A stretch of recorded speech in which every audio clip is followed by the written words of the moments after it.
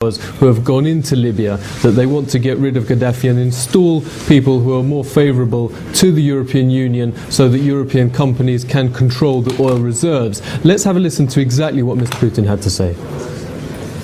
The coalition said destroying Gaddafi was not their goal. Then why bomb his palaces? Now some officials have claimed that eliminating him was in fact their goal. Who gave them that right? Did he have a fair trial? Returning to the no-fly zone, the bombings are destroying the country's entire infrastructure. When the so-called civilized world uses all its military power against a small country destroying what's been created by generations, I don't know if that's good. Mr. Putin said that they have to give the Libyan people time to sort out their own problems, and there's really double standards here, he added. There are several other parts of the region in the Middle East and North Africa which is facing pretty much civil war situations, but which the West is either ignoring or not really paying the same amount of attention to. Now, Washington has strongly backed the Libyan opposition since revolutionary wave engulfed the state. It's now equally enthusiastic in its support against Syria's President Bashar al-Assad. But the concern is whether America's decision to take sides could backfire on its closest Middle East ally, Israel. RT's Gane Jijikian looks at the possible repercussions of US policy. As nations in the Middle East and North Africa are torn between the struggle to bring about change and the struggle not to let that change ruin their lives, Washington views the Arab Spring as an opportunity to finally see some of its longtime foes crumble. Even though Iran is not an Arab country, the Arab Spring could spread too. Absolutely. And I think in many ways it's a matter of time before that kind of change and reform and revolution occurs in Iran. Under the umbrella of Arab revolutions, Washington is also beating the drums of regime change in Syria, Iran's closest ally in the region. Violence within the country has been widely condemned. Countries like Russia and China call for both sides in Syria to talk and end the bloodshed, while America is blaming Assad alone. The transition to democracy in Syria has begun, and it's time for Assad to get out of the way. I think Assad's days, just like Gaddafi, are numbered.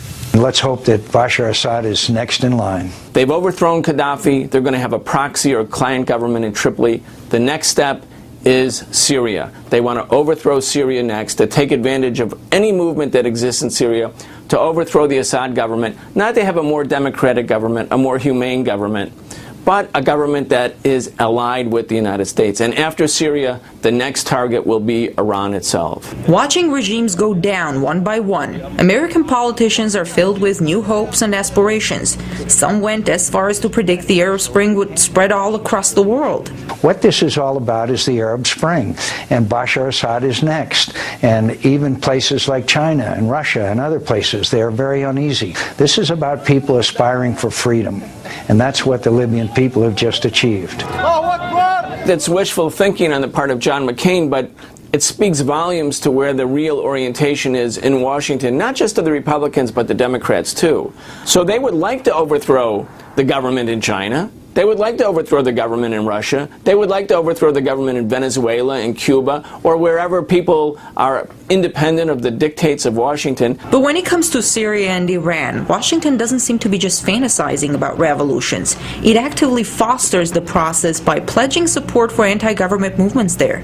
But some say this might eventually turn against America's closest ally in the region, Israel. What you have with Hamas could essentially spread to many more places, and then you'd have a much larger population base in an extremely hostile position towards the very existence of Israel. By throwing its support behind revolution makers, analysts say Washington is seeking to increase its influence and control in these countries. Let's look at how things have been in the control department so far. Egypt. Thousands protest against the U.S.-backed military there that's still in power.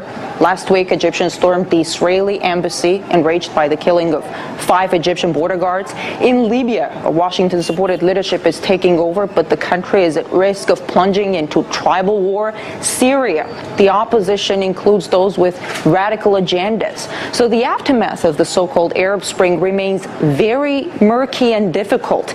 Yet Washington seems to be using the Arab Spring to fulfill its long-time goals. 30 Dutch troops and 20 German colleagues are the first in a large NATO deployment also involving US forces. The mission comes after Turkey asked for help protecting its southeastern cities from a possible Syrian conventional or chemical missile attack.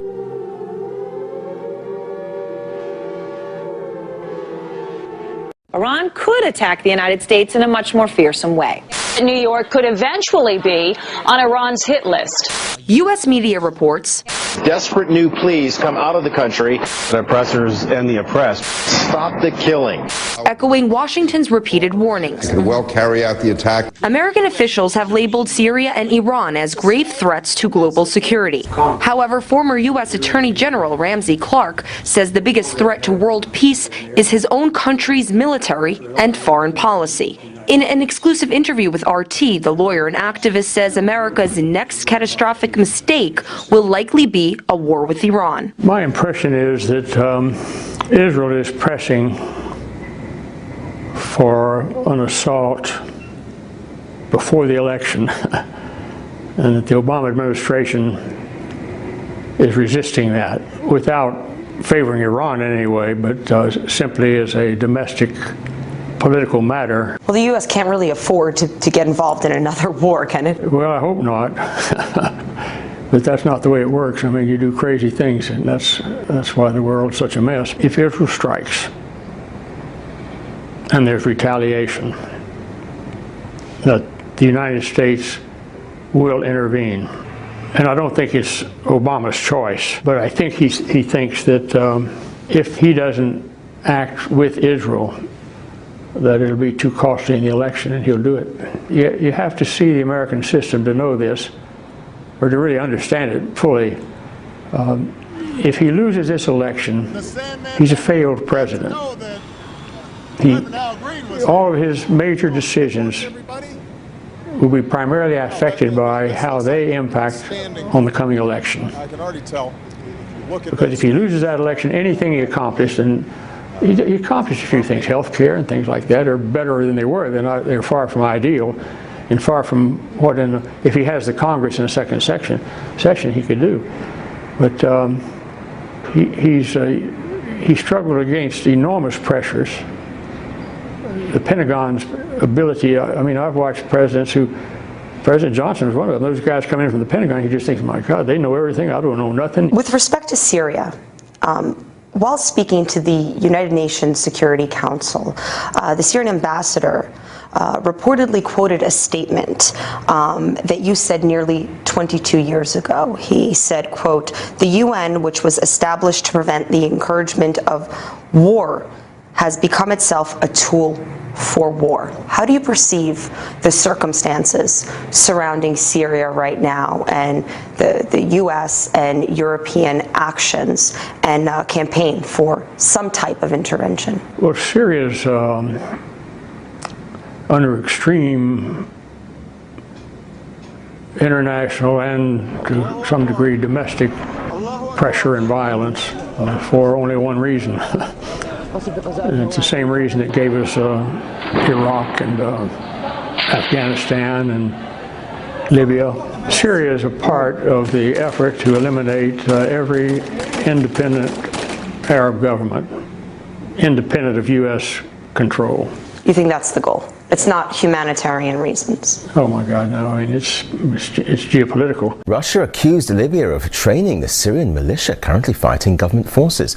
It was part of a broader discussion of the situation in the Arab countries, with Moscow also demanding NATO apologize for causing civilian casualties during last year's air raids in Libya.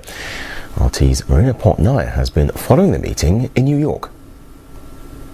A new report that was quietly released by the United Nations on Friday. That report was an investigation that found in part that NATO has not sufficiently investigated the air raids it conducted on Libya in 2011 that killed at least 60 civilians and injured at least 55 more people. Despite the findings of this 220-page report, NATO officials have refused so far to further further investigate the fatalities or the casualties that this report was referring to. Now, the Russian ambassador to the United Nations, Vitaly Churkin, also went on to say that order has not yet been established nearly or more than a year after NATO carried out its airstrikes to allegedly bring a more peaceful and secure circumstance to Libya.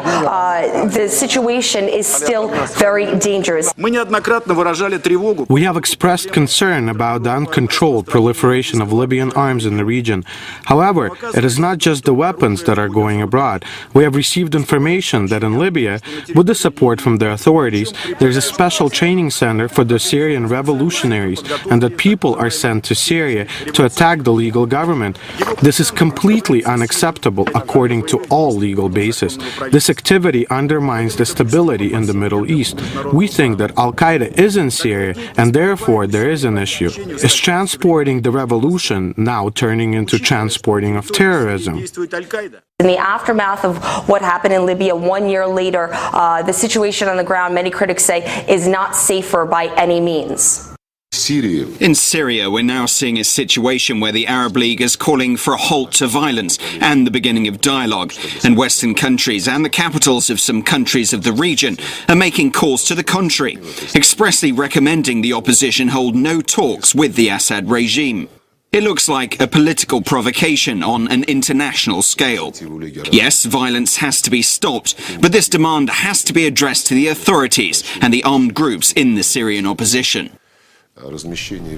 So what's your take on this? Do you agree that the calls coming from the West are not helping to stabilize the situation in the region? Surely not. Certainly, Mr. Lavrov is on very firm ground there. I've just completed about a one-week fact-finding tour of the country. I've been in Homs, I've been in Tartus, Banyas, I've been in the military hospital here in Baghdad, and I can tell you what average, everyday Syrians of all ethnic groups, Christian, Alawite, Sunni, Shiite, Druze, what they say about this is that they are being shot at by snipers. In Homs in particular, people complained that there are terrorist snipers who are shooting at civilians, men, women, and children, blind terrorism, random killing, simply for the purpose of destabilizing the country. I think I would not call this a civil war by any stretch of the imagination. I think that's a very, very misleading term in the following sense. What you're dealing with here are death squads. You're dealing here with terror commandos, the kind of thing that everybody remembers from Argentina and the Central America. This is a typical CIA method. In this case, it's a joint production of CIA, MI6, Mossad, the DGSE of the French. It's got money coming from Saudi Arabia, the United Arab Emirates, and Qatar, and it has a couple of interesting managers. The manager I think you should point to perhaps most is a guy called Khaddam. Khaddam was the foreign minister in this country for quite a couple of decades. He's almost 80 years old. He operates from Paris. And I think he's being groomed by NATO as the new dictator of some kind of a future. I'm sorry to interrupt you. If I could just jump in for a moment. It's very interesting how you bring in the issue of that there are unknown snipers, there are terror commandos, death squads with links to the West and the West's allies in Saudi Arabia, for example. But Assad's rule is increasingly being called illegitimate. But isn't the US and that of Europe concerned that getting rid of the Syrian president could just cause even more violence? For example, what we're seeing right now in Tahrir Square in Egypt. Well, after Libya becoming a bloodbath with 150,000 dead, and now with Egypt showing what it was all along, there was no revolution there. It was a complete failure, and now people are beginning to understand it. Notice that nevertheless, Mrs. Clinton and Ms. Rice at the United Nations are continuing to push this bankrupt, discredited model of the color revolution, the CIA people power coup, backed up by terrorist troops, people from Al-Qaeda, people from the Muslim Brotherhood, people from Salafist organizations, and so forth. And I've heard this now from some very important religious authorities here. There's a growing movement